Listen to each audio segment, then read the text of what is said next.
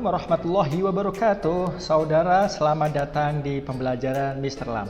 Pada kesempatan kali ini, saya akan menjelaskan tentang sifat-sifat notasi sigma berserta contohnya. Maka dari itu, mari kita awali dengan membaca Bismillahirrahmanirrahim. Oke, langsung saja sifat pertama. Jadi, maksud dari sifat pertama ini adalah apapun hurufnya, maksudnya huruf yang ada di sini nih di bawah ya, batas awal. Kita tulis, misalkan kita pilih I atau J atau misalkan huruf lainnya, selama rumus sigmanya ini tetap, maka hasilnya sama. Gitu, saudara. Oke, langsung kita kerjakan ya. Di sini batas awalnya 1. Batas akhirnya 3. Jadi, lalu 3 ini. Ini juga sama, Kak. Langsung kita hitung. 2 kali 1 tambah 3, 5. 2 kali 2 tambah 3, 7. 2 kali 3, 6 tambah 3, 9. Hasilnya 21. Ini juga sama, 21. Sekali lagi, maksud dari sifat pertama ini adalah huruf yang menjadi batas awal ini, kita tulis apapun, misalkan I, J, K, L, M, N, dan di sini mengikuti ya, dengan rumus UI-nya ini sama, maka hasilnya sama. Sifat kedua. Oke. Jadi, kalau ada soal seperti ini, cara penyelesaian dengan sifat kedua ini ya sebagai berikut. Tapi sebagai catatan, batas awalnya harus 1. Jika tidak 1, maka harus diubah menjadi 1. Ya. Untuk detail cara mengubah jadi 1, ada pada penjelasan sifat ke-8. Oke, langsung saja kita kerjakan soal ini dengan sifat kedua. Ininya sudah 1 dan K ini adalah konstanta ya. Di sini berupa 6. Ya. Tidak ada variabel. Maka langsung saja 3 ini kan sebagai N dikali 6. 6-nya sebagai K. Maka hasilnya 18 gitu. Semoga bisa dipahami. Sifat ketiga. Kalau ada soal seperti ini, kita kerjakan dengan sifat ketiga, maka perhatikan, K-nya adalah konstanta. Di sini konstantanya berapa? 2. Maka bisa kita pisahkan menjadi seperti ini. Oke. Selanjutnya, penyelesaiannya seperti biasa. I-nya dari 1 sampai 3. Ditambah berapa nih? 3 ya. Oke, langsung kita selesaikan. 4, 5, 6. 4 tambah 5, 9 tambah 6, 15 dikali 2 sama dengan berapa? 30. Gitu. Bagaimana? Semoga saudara bisa ya memanfaatkan sifat ketiga ini ketika ada soal seperti ini. Gitu. Sifat keempat.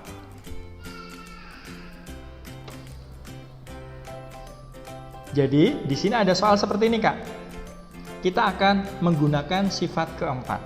Cara penyelesaiannya, ya kita pisahkan seperti ini. Oke. Jadi, ini 3. Adapun penyelesaiannya seperti biasa. I-nya kita ganti dari 1 sampai 3. Bagaimana? Semoga bisa dipahami. Oke, langsung ke sifat kelima. Kalau seperti ini, sesuaikan dengan sifat kelima, maka cara pengerjaannya lebih mudah ketika kita dipisah-pisahkan. I kuadrat dikuadratkan, lalu plus 2 sigma UI dikali VI. Di sini UI-nya I kuadrat ya, VI-nya 1. Gitu. Lalu ditambah VI kuadrat. VI-nya I dikuadratkan. Gitu Kak. Adapun penyelesaiannya ya sama ya, perhitungannya ya. I-nya di sini kita ganti dari 1 sampai 2 dan seterusnya. Semoga bisa dipahami. Oke, lanjut ke sifat ke-6. Oke. Sifat ke-6 itu bagaimana? Perhatikan. Kalau ada soal seperti ini, perhatikan nih. Batasnya I1, di sini 2. Kemudian di sini selisih antara batas atas sama ini itu 1, 2, 3. Dan di sini 5. Adapun rumusnya sama ya. I kuadrat di sini I kuadrat. Maka karena ini sama ini selisihnya 1, maka bisa kita ringkas menjadi I sama dengan 1. Di sini tulis 5. Maka di sini gitu Kak.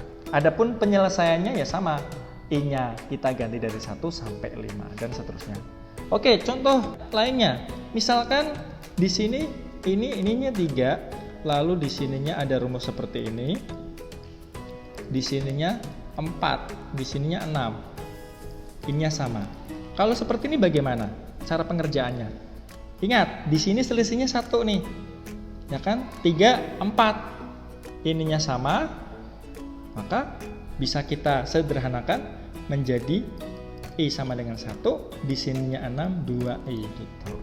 Jadi 2, sininya berarti 3, 3 sininya 4. Kalau sininya 6, berarti sininya 7. Semoga bisa dipahami sifat ke-6 ini.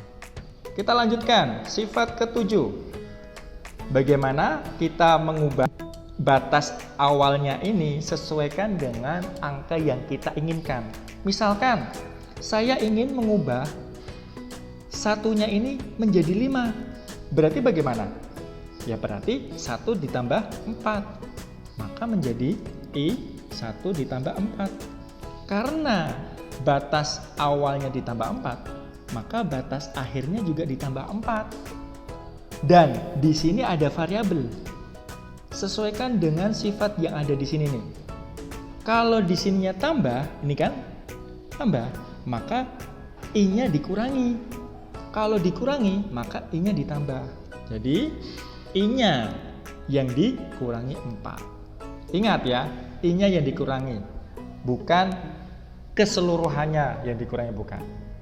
Sekali lagi saya katakan, kalau di sininya ditambah, atasnya tambah, sininya dikurangi. Kalau di sininya dikurangi, atasnya dikurangi, maka di sininya ditambah. Adapun penyelesaiannya seperti biasanya. Berarti gimana nih? I-nya sama dengan 5, di sininya 8, sama masih tetap ya. Oke, jadi silahkan diubah I-nya dari 5 sampai 8. Jelas ya? Oke, kalau gitu kita menuju ke sifat ke-8. Wow, ini bagaimana bacanya? Ya, sama seperti biasa ya bacanya gitu. Jadi gini Kak, kalau yang sifat ke-7, kita mengubah ke angka yang kita inginkan. Mau kita ubah 5, mau kita ubah 0, mau kita ubah negatif, itu pakailah sifat 7. Kalau misalkan sifat 8, perbedaannya bagaimana?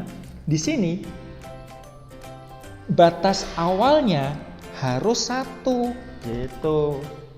Maka supaya batas awalnya ini kan 4 nih, supaya 1 bagaimana? Ya berarti 4 dikurangi 3 supaya 1.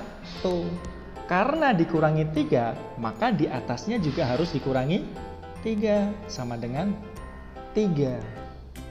Oke, jadi lanjut ya. Kita tuliskan 4 dikurangi 3, 6 dikurangi 3. Ingat, seperti sifat ke-7, sebenarnya sama ya, antara 7 sama 8. Yang membedakan 8 itu wajib 1 batas awalnya. Kalau sini dikurangi, di sini dikurangi, maka di sininya ditambah 3. Maka menjadi di sininya 1, sininya 3, ininya bisa kita kalikan pelangi. Oke, semoga penjelasan yang singkat ini bisa kalian pahami ya. Kalau misalkan belum paham tentang sifat-sifat notasi sigma, bisa kalian ulangi penjelasan dari awal sampai sifat ke-8. Dan kalian bisa melihat video yang lainnya di channel ini. Dan mari kita akhiri dengan bacaan hamdalah bersama-sama. Alhamdulillahirrabbilalamin. Terima kasih. Wassalamualaikum warahmatullahi wabarakatuh.